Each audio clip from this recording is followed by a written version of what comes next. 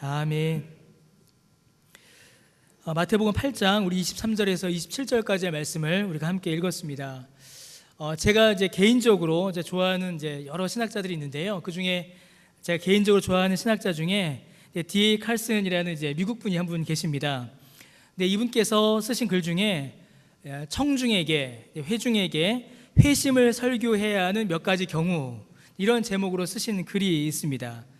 그 글에는 작게는 8가지, 크게는 한 6가지 청중들에게 회심을 설교해야 되는 경우를 이렇게 설명을 합니다.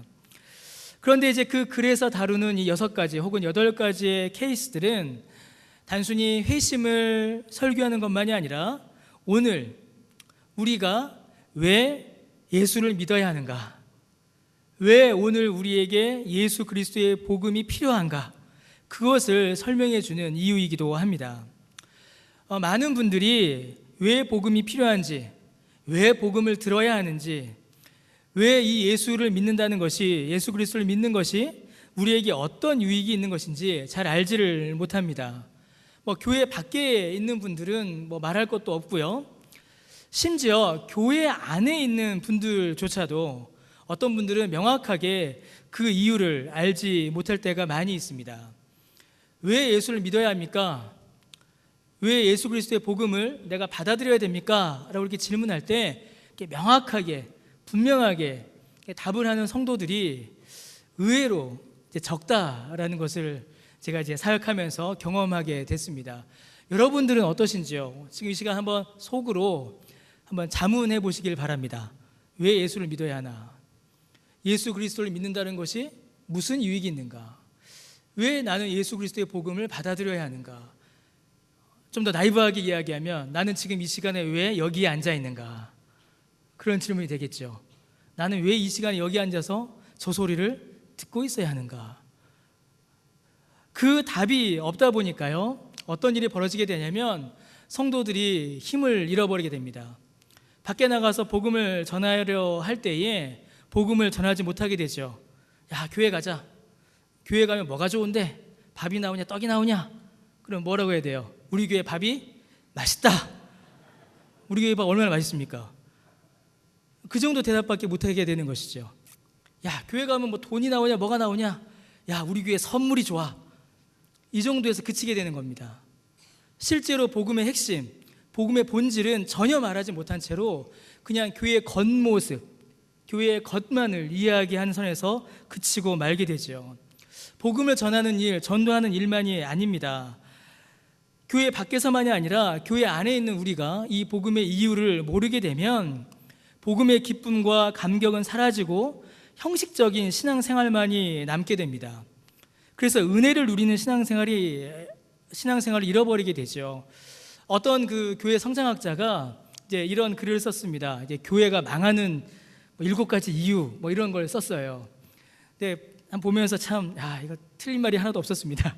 근데 그 중에 하나가 뭐냐면 견디는 신앙생활입니다. 견디는 예배. 그러니까 주일날 교회 와서 이 1시간만 버텨내자. 이 1시간만 견뎌내자. 내가 부인 때문에, 남편 때문에, 엄마 아빠 때문에 혹은 주변의 눈치 때문에 교회에 왔지만 이 1시간만 버텨내자. 이 견디는 예배, 견디는 신앙생활이 교회 안에 퍼져나갈 때에 그 교회는 망한다. 이렇게 학자가 이렇게 정리를 했습니다. 여러분 어떠십니까? 여러분은 지금 혹시 견디고 계시지 않으십니까? 혹시 견디고 계시지 않으세요? 여러분 좋아하는 드라마를 하나 보시는데 그 드라마를 견디십니까? 아니죠. 막 즐겁게 보잖아요. 막 재밌는 영화를 하는데 그 영화를 2시간 동안 막 견디십니까? 아니죠. 언제 끝나나 이러지 않잖아요. 벌써 끝났어? 우리가 이렇게 하지 견디지 않습니다. 그런데 복음의 기쁨, 복음의 본질, 왜 내가 예수 믿어야 하는가? 이 복음이 나에게 무슨 유익이 있는가? 이것을 알지 못하면 우리는 신앙생활을 견디게 됩니다. 예배를 견뎌야 하고, 구역 모임을 견뎌야 하고, 주의를 견뎌내야 하는, 은혜와 기쁨과 감사와 감격은 막 설교를 하지만 전혀 그것이 내 심령에 다가오지 않고 지난주나 오늘이나 똑같이 견뎌내야 하는 그런 신앙생활이 되고 말지요. 앞으로 한 몇 주간 이 주제들을 하나씩 설교하려고 합니다. 그 목사님께서 정리하신 주제들, 짧게는 6주, 길게는 한 8주 정도 되지 않을까 싶은데요. 앞으로 이어질 몇 주간의 설교가 저와 여러분 우리 모두에게 큰 유익이 되기를 저는 소원하고 기도합니다. 먼저는 우리 자신에게 복음의 은혜가 회복되는, 복음의 기쁨과 감격이 우리에게 넘쳐나는 그런 기회가 되기를 소원합니다. 또 이 설교를 통해서 여러분이 다른 사람들에게 복음 전하는 일에 유익이 되시기를 바랍니다. 무엇보다 이 설교의 가장 큰 목적입니다. 앞으로 6주, 8주 여러분은 매주 똑같은 설교의 결말을 들으실 건데, 이 설교를 통해서 정말로 소원하는 것은 혹시라도 아직 우리 중에, 지금 여기서 예배하시는 여러분들 중에 아직도 예수 그리스도의 복음을 믿음으로 받아들이지 못한 분들이 계시다면, 아직도 예수가 구주라는 사실을 믿음으로 고백하지 못하는 분들이 계시다면, 이 말씀이 선포될 때에 성령께서 역사하셔서 예수 그리스도를 구주로 믿는 복음의 은혜가 이 안에서 먼저 일어나게 되기를 간절히 소원합니다. 첫 번째로 우리가 나눌 주제는 바로 두려움입니다. 두려움. 여러분들은 무엇을 가장 무서워하시나요? 여러분들 혹시 공포증 혹시 있으십니까? 공포증? 세상에는 정말로 다양한 공포증들이 있습니다. 다른 사람들이 볼 때는 뭐 이런 걸 무서워하나라고 쉽게 생각하지만, 그 공포증을 가지고 있는 사람에게는 아주 큰 고통이고 괴로움입니다. 여러분들은 무슨 공포증이 있으신가요? 제가 뭐 설교 원고에 썼다 지웠다 했는데, 저는 이제 큰 공포증이 하나 있습니다. 그렇게 안 보이죠? 근데 저는 아주 무서워하는 게 있습니다. 저는 뭐냐면, 저는 고소공포증이 굉장히 심합니다. 그래서 저는 이제 높은 곳을 못 올라가요. 근데 비행기는 탑니다. 왜냐하면 비행기는 높이를 못 느끼거든요. 그냥 독립되어 있어서, 가려져 있어서. 그런데 높은 곳을 제가 이렇게 아주 싫어하고 아주 무서워합니다. 그래서 저를 이제 괴롭히시려면 제 손을 잡고 이제 남산타워 뭐 이런 데 데려가시면 돼요. 그러면 거의 올려다보지도 못하고 이렇게 걷지도 못합니다. 이렇게 얼어버려요. 제가 이야기하지 않으려다가 이야기를 했습니다. 많은 공포증들, 그리고 이 공포증으로 인해서 힘들어하는 분들이 많이 있습니다. 오늘 우리가 읽은 본문에는 바로 그 두려움, 그 공포에 빠져있는 사람들이 등장합니다. 그런데 그 공포, 그 두려움의 모습이 오늘 우리가 겪는 많은 두려움과 사실은 많이 비슷합니다. 여러분 그림 한번 띄워주실래요? 예, 이게 이제 그 렘브란트가 그린 갈릴리 호수의 폭풍이라는 그림입니다. 예수님께서 제자들과 함께 갈릴리 바다를 이렇게 배를 타고 건너셨습니다. 근데 그때 갑자기 바다에 큰 너울, 풍랑이 이렇게 일어났습니다. 배를 이렇게 타보신 분 아시겠지만, 이 너울이 치면요, 정말로 배가 앞뒤로 좌우로 이렇게 올라갔다 내려갔다 배가 부러질 것처럼 이렇게 흔들립니다. 이 풍랑이 얼마나 크고 강력했는지 예수님께서 함께 하시고, 심지어 예수님의 기적들을 직접 눈으로 본 것이 얼마 되지 않음에도 불구하고 제자들은 큰 두려움과 공포에 빠져들었습니다. 다음 그림 한번 보여주실래요? 이거는 이제 루돌프 바쿠이젠이라는 독일 화가가 그린 갈릴리 호수의 폭풍 속에 있는 예수라는 그림입니다. 앞에 그림보다 좀 더 넓죠? 이 폭풍이 얼마나 크고 이 배가 얼마나 큰 위험에 처해 있는가를 우리가 볼 수 있습니다. 이 제자들은 너무나 큰 두려움, 공포에 빠져서 마치 예수님에 대한 믿음과 예수님에 대한 경험이 전혀 없는 자들처럼 그렇게 보일 정도로 그들은 두려워했습니다. 그런데 이 풍랑은 사실 갈릴리 호수에서는 흔한 일이었다라고 합니다. 어떤 날은 하루에도 몇 번씩 이러한 풍랑이 일어났죠. 그리고 제자들의 직업이 어부였죠. 그들은 갈릴리 바닷가, 이 갈릴리 호수에서 나고 자란 베테랑 어부들이었습니다. 그들은 이런 풍랑을 한두 번 만난 게 아니었어요. 그들은 어려서부터 이 풍랑을 경험하였고, 그때마다 능숙하게, 때로는 조금 힘들게 이 풍랑을 헤쳐나갔던 자들입니다. 그런데 지금 예수님과 함께하는 이때에 덮친 풍랑은 지금까지 제자들이 겪은 풍랑들과는 급이 달랐던 것 같습니다. 그들의 경험과 실력으로는 이를 헤쳐나갈 수가 없었던 것이지요. 야, 이렇게 풍랑이 칠 때 배를 이렇게 움직이면 배가 이렇게 갈 거야, 그렇게 생각을 했지만 그들의 의도와는 전혀 다르게 배가 움직였습니다. 배를 컨트롤할 수가 없게 된 것이에요. 통제 불능이 돼버린 것이죠.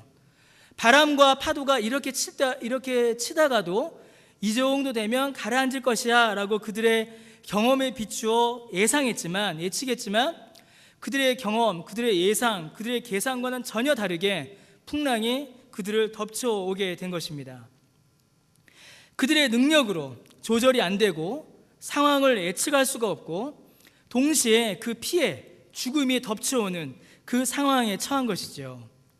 그래서 그들은 두려워할 수밖에 없었습니다.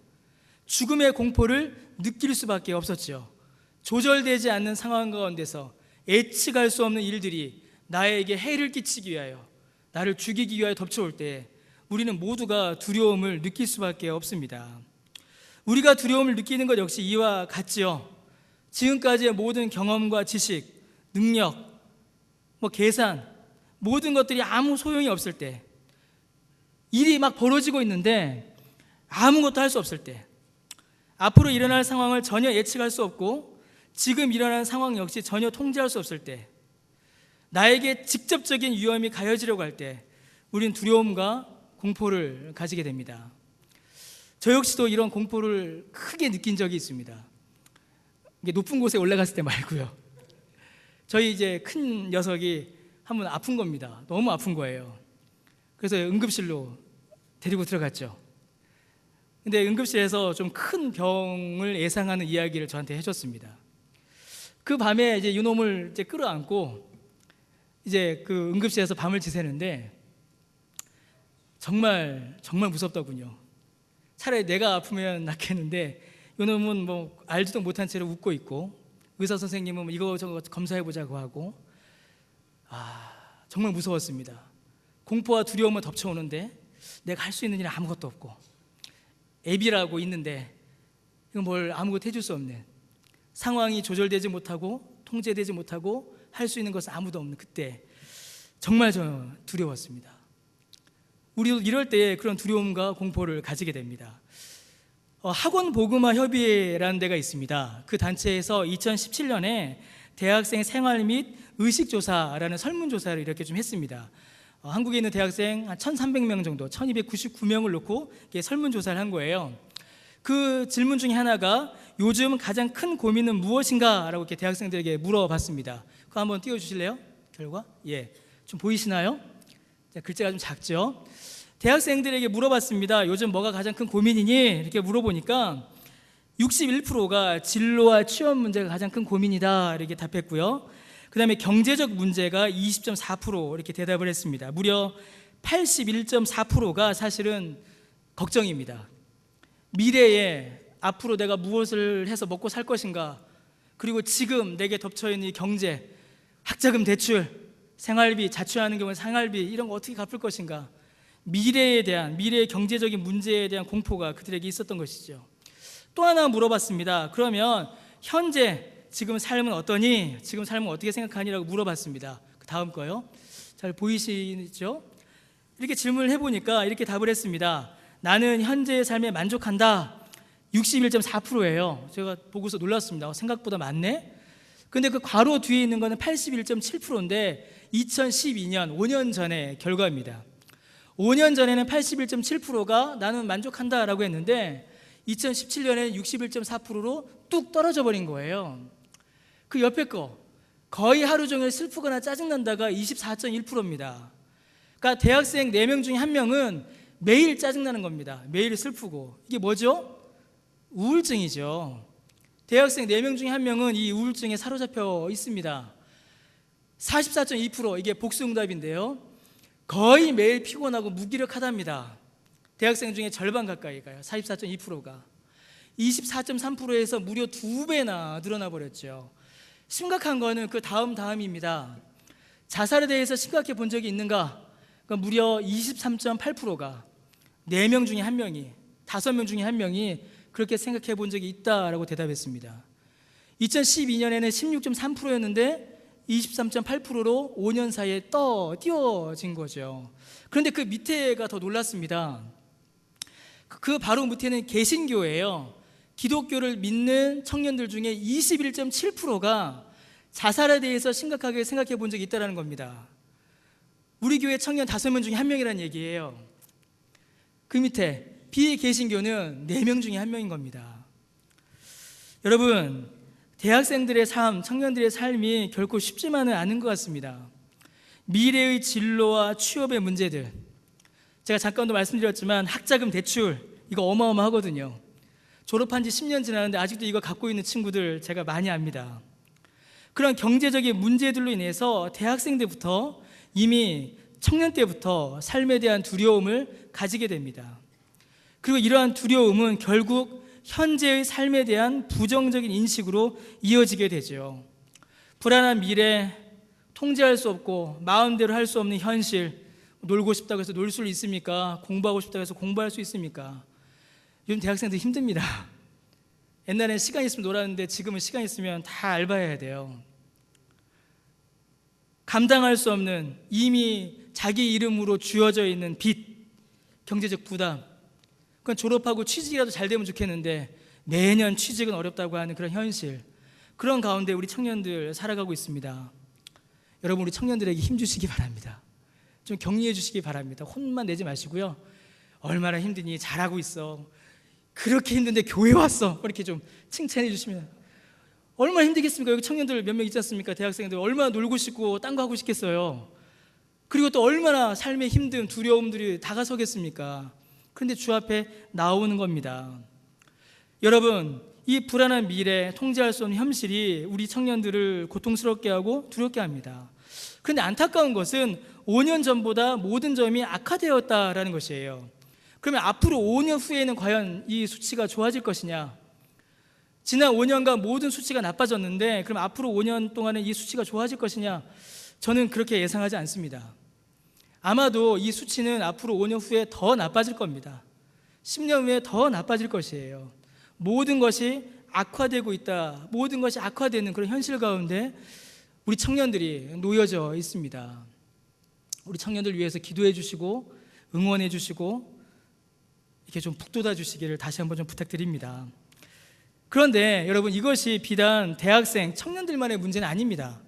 제가 가지고 있는 자료가 이제 청년들에 관한 것이기 때문에 이제 이렇게 한 것이지, 만약에 어른들을 조사했다면 그 수치는 아마 더 심각할 겁니다. 어른들에게는 수많은 두려움과 공포가 찾아옵니다. 청년들 누가 키웁니까? 부모님들이 키우시잖아요. 아이들이 이렇게 힘들면 아이를 키우는 부모님은 편하시겠어요? 자녀 부양, 저도 우리 애들 작은 애들이지만은 가끔 무섭습니다. 야, 이것도 어떻게 키우지? 자녀 부양의 공포가 찾아오죠. 노후를 어떻게 준비할 것인가, 노후를 어떻게 살아갈 것인가에 대한 공포, 두려움이 찾아옵니다. 건강, 아프잖아요. 사업, 실직, 말로 할 수 없는, 말로 다 담을 수 없는, 피할 수 없는 두려움과 공포가 늘 우리의 삶에 닥쳐옵니다. 신자나 불신자나 우리는 모두 다 두려움을 피할 수가 없습니다. 다 두려움 앞에 서 있어요. 여러분, 오늘 설교 제목이 뭐죠? 기억나시나요? 복음이 필요한 당신에게. 이 당신은 누구냐면 두려움을 가지고 있는 당신입니다. 그러면 여러분, 신자나 불신자나 다 두려움을 겪으니 신자나 불신자나 모두에게 복음은 필요한 것입니다. 복음을 들어야 합니다. 왜냐하면 이 두려움을 벗어날 길은, 이 두려움을 피할 길은 오직 예수 그리스도밖에는 없기 때문입니다. 이것이 우리에게 주시는 복음의 큰 유익이요 복입니다. 여러분, 그러면 도대체 이 두려움이 어디서부터 시작한 것일까요? 성경에서 사람이 두려움을 느낀 첫 번째 사건은 창세기 3장 8절에서 10절에 기록되어 있습니다. 아담과 하와가 하나님께서 금하신 선악을 알게 하는 나무의 열매를 먹게 됐죠. 하나님 앞에 범죄하였습니다. 그리고 그들이 하나님의 낯을 피하여 몸을 숨깁니다. 하나님께서 아담을 부르세요. 그러자 아담이 뭐라고 대답하냐면 10절 말씀에, 창세기 3장 10절에 내가 동산에서 하나님의 소리를 듣고 내가 벗었으므로 두려워하여 숨었나이다 라고 대답합니다. 성경에서 처음 등장한 두려움입니다. 하나님 앞에 범죄하여 하나님의 심판이 두려워 아담이 숨었습니다. 이게 모든 두려움의 시작입니다. 하나님의 말씀을 어긴 죄, 하나님의 심판을 향한 두려움, 이것이 바로 모든 죄의 모든 두려움의 근본입니다. 여러분, 이 두려움은 모든 사람의 내면에 심겨져 있습니다.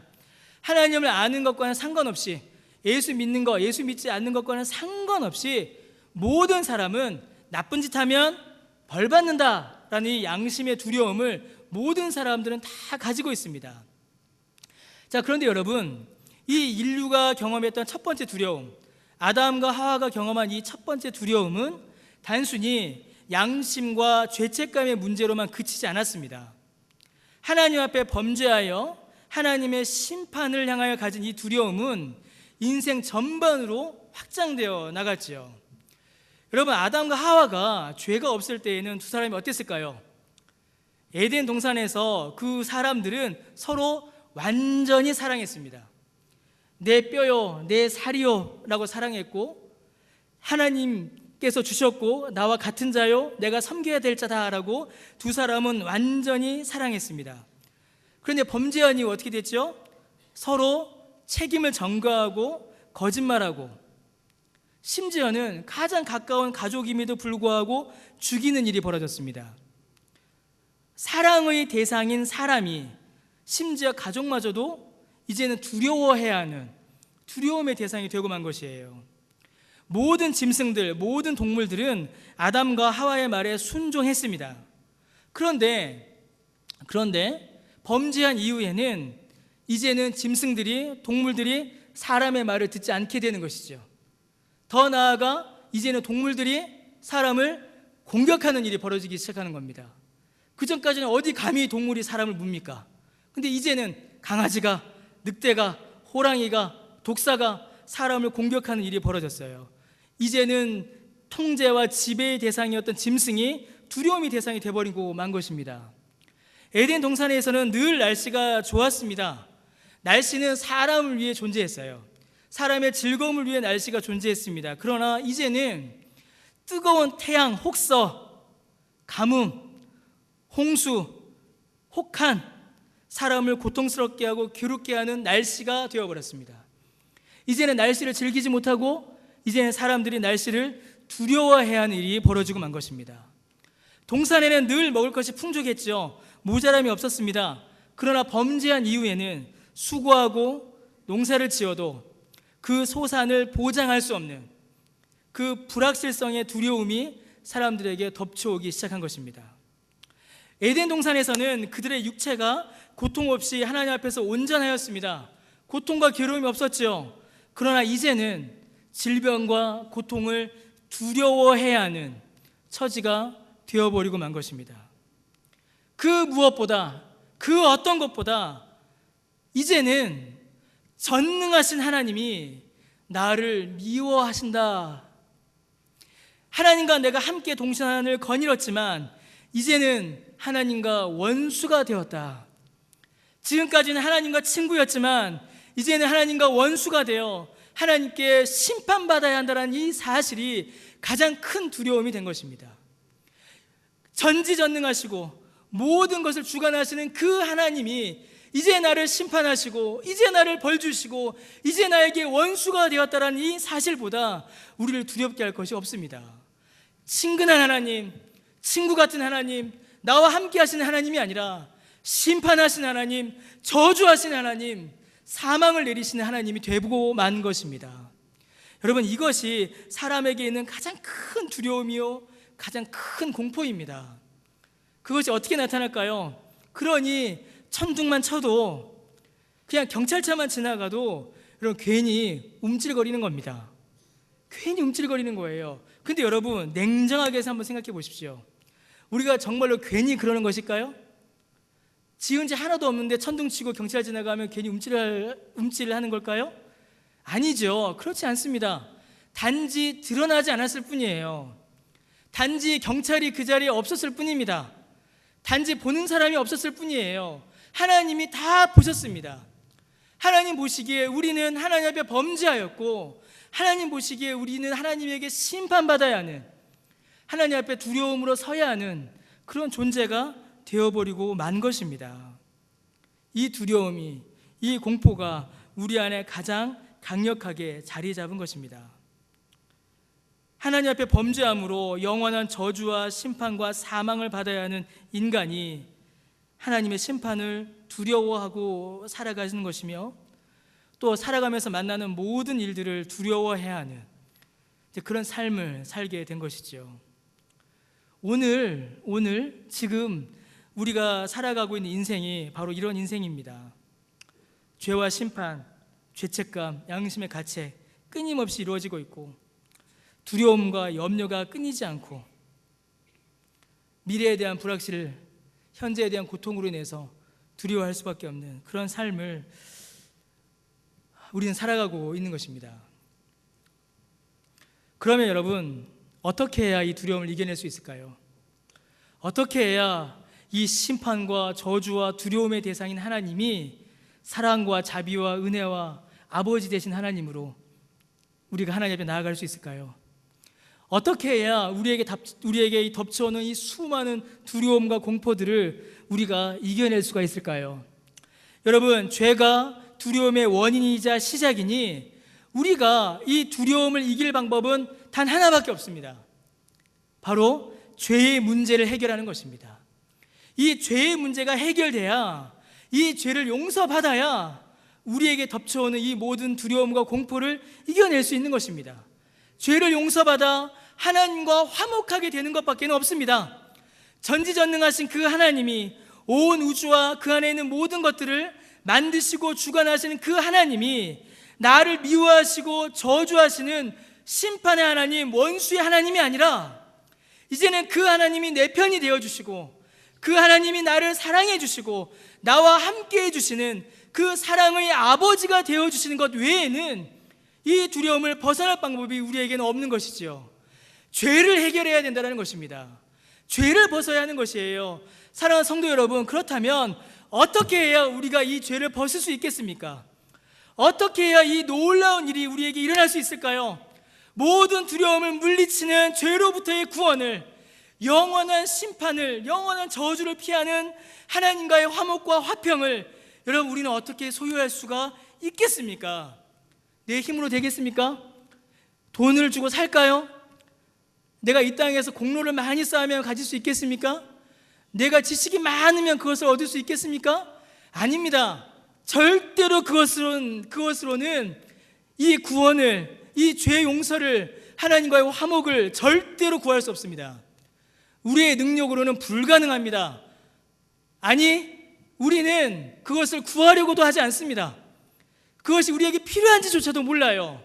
그것이 우리에게 필요한지조차도 모른 채로 그저 두려워하고 그저 공포에 떨며 죄를 더하여 살아가는, 그게 우리의 본 모습입니다. 그럼 여러분, 어떻게 해야 되겠습니까? 어떻게 해야 죄를 벗고, 어떻게 해야 하나님과 화목하고, 어떻게 해야 이 두려움 우리가 벗을 수 있겠습니까? 단 하나의 답밖에 없습니다. 여러분, 뭘까요? 예수 그리스도밖에 없습니다. 예수 그리스도밖에 없습니다. 예수 그리스도 외에는 우리에게 이 은혜를, 이 회복을, 이 화목을, 이 화평을, 이 죄사함을 주는 이름이 없습니다. 오직 예수 그리스도 안에 이 모든 생명과 구원이 있습니다. 오직 예수 그리스도 안에 죄의 용서가 있고, 오직 예수 그리스도 안에 하나님과의 화평이 있으며, 오직 예수 그리스도 안에 모든 두려움을 이기는 담대함이 그 안에 있는 것입니다. 여러분, 예수 그리스도를 나의 구주요 나의 하나님으로 믿을 때에 우리는 모든 죄를 사함받습니다. 그의 찢으신 육체가, 그의 육체가 찢어질 때에 하나님과 우리 사이를 가로막았던 그 휘장이 위에서 아래로 찢어졌습니다. 이제는 우리가 예수 이름을 힘입어 하나님께로 나아갈 담력이 생긴 것입니다. 이제 우리가 하나님과 화목하게 된 것이에요. 이제 우리가 하나님과 화평하게 된 것입니다. 그가 흘리신 보혈이 우리의 죄를 씻어주셨습니다. 그가 우리의 죄를 다 씻어주셨습니다. 그러므로 사랑하는 성도 여러분, 모든 두려움은 예수 그리스도 안에서 사라집니다. 예수 그리스도 안에서 모든 공포는 사라집니다.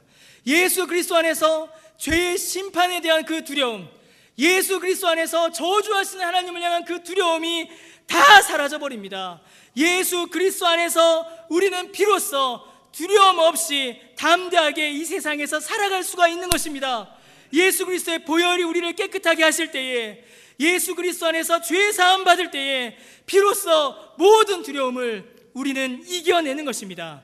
사랑하는 성도 여러분, 예수 그리스도 안에 있습니다.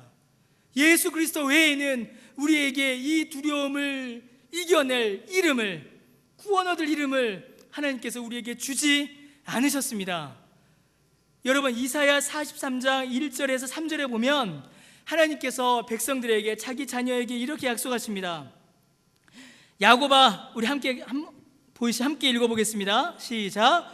야곱아, 너를 창조하신 여호와께서 지금 말씀하시느니라.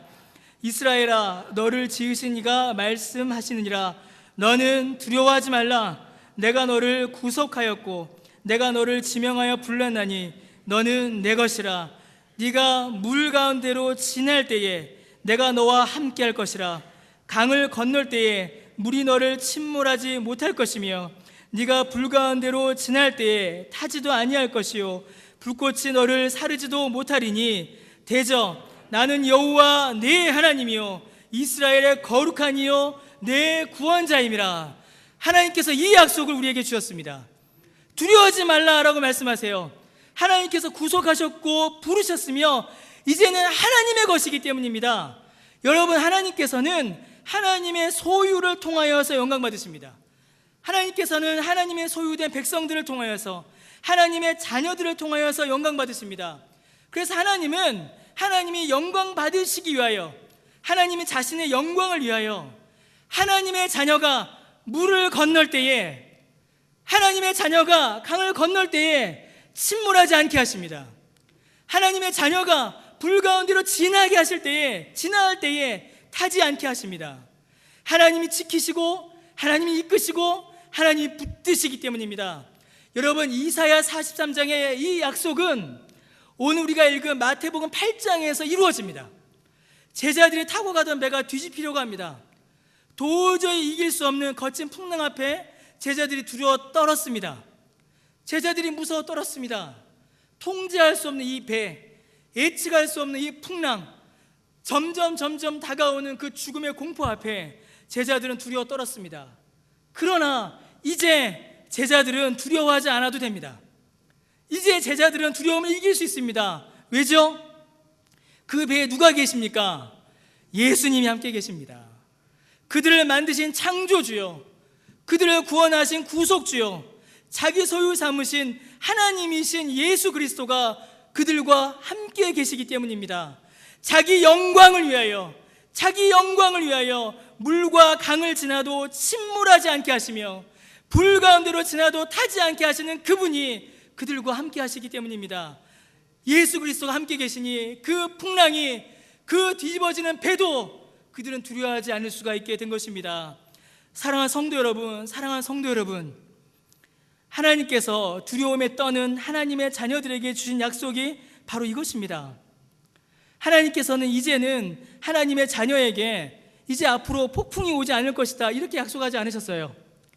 이제 예수 믿으니 이제는 폭풍 안 올 거야, 이렇게 약속하지 않으셨습니다.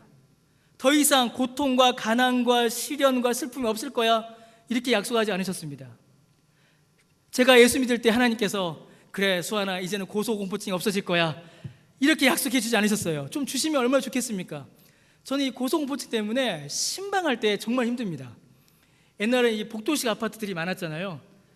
엘리베이터 내려서 복도식 아파트 딱 걷는 순간 집이 저 끝에 있으면요, 정말 이게 벽에 붙어서 막 땅만 보고 그랬습니다. 그러면 사역할 때 이게 상당히 좀 흠이 되거든요. 죄송하고. 그러니까 제가 지금 괜히 말씀드린다 싶은데 하나님께서 좀 이것 좀 고쳐주시면, 이 고소공포증만 좀 없애주시면 얼마나 좋겠어요. 제가 그 청와대 뒷산에 산을 못 올라갑니다. 저 손이랑 손잡고 갔다가 그 바위 밑에까지 제가 가요. 근데 그 바위를 못 넘어요. 근데 우리 선우 막 약 올리면서 올라갑니다. 아빠는 이것도 못 가냐고. 그러면서 걔는 넘어옵니다. 근데 저는 이 바위를 못 가는 거예요. 무서워서 못 가는 겁니다. 하나님 이것만 좀 고쳐주시면. 이 고소공포증만 없애주시면 제가 사역하고 목회하고 신방하고 성도님들과 함께 등산 갈 때 얼마나 좋겠습니까? 그 앞에까지밖에 못 가는 거예요. 안 고쳐주십니다. 그냥 두세요. 하나님께서 정말 놔두십니다. 이제는 두려움 없어질 것이다. 이제는 공포 사라질 것이다. 하나님께서 그렇게 약속하지 않으셨어요. 여전히 하나님의 자녀들에게 여전히 풍랑이 몰아칠 겁니다. 여전히 우리 앞에 골리앗이 나타날 것이에요. 여전히 저는 고소공포증으로 떨 겁니다. 여전히 우리에게는 질병이 찾아올 것이에요. 여전히 우리에게는 내 계획과 내 생각과 내 예상대로 일들이 진행되지 않을 겁니다. 그러나 그 풍랑 중에 하나님이 함께 하십니다. 임마누엘, 우리와 함께 하신 하나님, 그 예수 그리스도가 우리와 함께 하시는 겁니다. 함께 하시는 겁니다. 그 두려움 가운데, 그 풍랑 가운데, 그 음침한 골짜기에 우리를 버려두시는 것이 아니라, 야, 너 혼자 지나가, 내팽겨두시는 것이 아니라 내 손 잡고 주께서 함께 가시는 겁니다. 우리 주님 함께 가시는데 어떤 두려움이, 어떤 공포가 우리를 무너뜨리겠습니까? 어떤 두려움을 우리가 극복하지 못하겠습니까? 우리가 이기지 못할 것이 무엇이 있겠습니까? 여러분, 예수님 손잡고 가시기 바랍니다. 예수님과 함께 하시기 바랍니다. 신방을 합니다. 신방을 하죠. 목사가 제일 많이 하는 일이 설교와 신방입니다. 신방을 합니다. 신방하면서 고통 가운데 신음하시는 분들을 이렇게 신방하게 돼요. 질병이 있으신 분들, 오랜 기간 병으로 인해서 고통하시는 분들 이렇게 신방합니다. 제가 강변기에 와서 이제 몇 분들 신방하고 다니고 또 기도 제목을 받게 되고 또 이렇게 봐요. 그래서 기도 제목을 이렇게 모아서 이렇게 쭉 보는데, 야, 이렇게 아프신 분들이 많구나. 이런 병이 있구나. 아유, 이거 어떡하나. 막 마음이 아프고 안 좋습니다. 막 염려되죠. 걱정되고. 그래서 신방을 가요. 신방 가기 전에 우리 목사님 통해서 어떤 상황인지 다 듣고 또 상황을 봅니다. 병명만 봐도 막 마음이 저는 안 좋아요. 병명만 봐도 막 슬프고 마음 아프고 얼마나 괴로우실까, 이런 마음을 막 갖고 갑니다, 신방을. 그래서 어떻게 위로해드려야 되나, 어떻게 좀 격려해드려야 되나, 이런 생각을 하면서 막 기도하면서 이렇게 막 가요. 그런데 그렇게 신방 가면 여러분 어떤 일이 벌어질까요? 여러분도 아마 많이 경험해 보셨을 겁니다. 오히려 제가 큰 은혜와 감동과 위로를 받고 올 때가 많이 있습니다. 정말 많아요. 좀 위로해 드려야지, 기쁨을 드려야지, 격려를 좀 해드려야지, 그 마음으로 가요. 저도 잘 못하면서. 근데 가서 말씀 몇 마디 나누고 같이 기도하면 제가 큰 은혜를 받습니다. 제가 말로 할 수 없는 기쁨과 소망을 그 안에서 발견하게 돼요. 죽음을 눈앞에 두신 분을 만나도 그렇고, 오랜 질병으로 고통하신 분을 만나도 그렇습니다. 근심과 염려, 두려움으로 무너질 수밖에 없는 그 자리에서 기쁨과 감사를 발견하게 됩니다. 주를 찬송하시는 거예요. 왜 그러겠습니까? 왜 그럴까요? 제가 가서 기도하니까 막 질병이 그 자리에서 낫기 때문에 그럴까요? 하나님께서 안타깝게도 제게는 신유의 은사를 안 주신 것 같아요. 아무리 기도해도 잘 안 낫습니다. 그거 주시면 얼마나 좋겠어요. 안 주셨어요. 병이 그 자리에서 낫기 때문에 그분이 기뻐하시고 찬송하고 즐거워하시지 않습니다. 질병이 당장 사라지기 때문이 아니에요. 근심과 염려와 걱정이 그 순간 풀어지기 때문이 아닙니다. 그래서 기뻐하고, 그래서 찬송하고, 그래서 감사하는 것이 아니에요. 단 하나의 이유 때문입니다. 단 하나의 이유. 예수께서 함께 하심을 믿기 때문입니다. 그리고 그 자리에, 그리고 그분과 예수님이 함께 하시기 때문입니다.